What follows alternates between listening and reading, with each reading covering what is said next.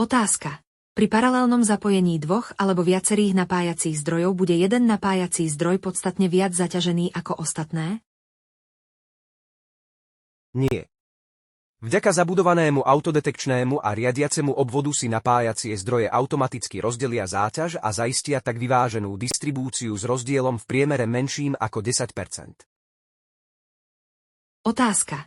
Pri paralelnom zapojení by sme mali najprv spojiť všetky výstupné vodiče napájania a potom použiť dva väčšie vodiče na pripojenie výstupov k LED? Nie. Odporúčame umiestniť napájacie zdroje čo najbližšie k LED. Namiesto použitia väčších vodičov prepojte výstupy napájacích zdrojov pomocou dvoch štandardných vodičov plus a mínus. Otázka. Čo sa stane z LED, ak jeden napájací zdroj v paralelnom zapojení zlyhá? Zvyšné napájacie zdroje prevezmú a rozdelia celkovú záťaž, výsledkom čoho bude mierne zníženie jasu. LED však bude naďalej normálne fungovať. Vďaka novému systému počas tohto procesu nedôjde k blikaniu ani vypínaniu. Otázka.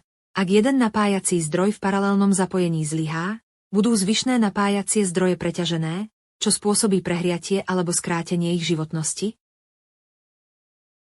Nie. Zostávajúce napájacie zdroje sa prepnú do režimu kontroly prúdu, čím sa zníži ich výkon na bezpečnú úroveň. To im umožňuje pokračovať v spoľahlivej prevádzke bez prehrievania alebo zníženia životnosti. Otázka. Môžu byť napájacie zdroje s rôznym výkonom zapojené paralelne? Áno. Napájacie zdroje s rôznymi menovitými príkonmi je možné pripojiť paralelne.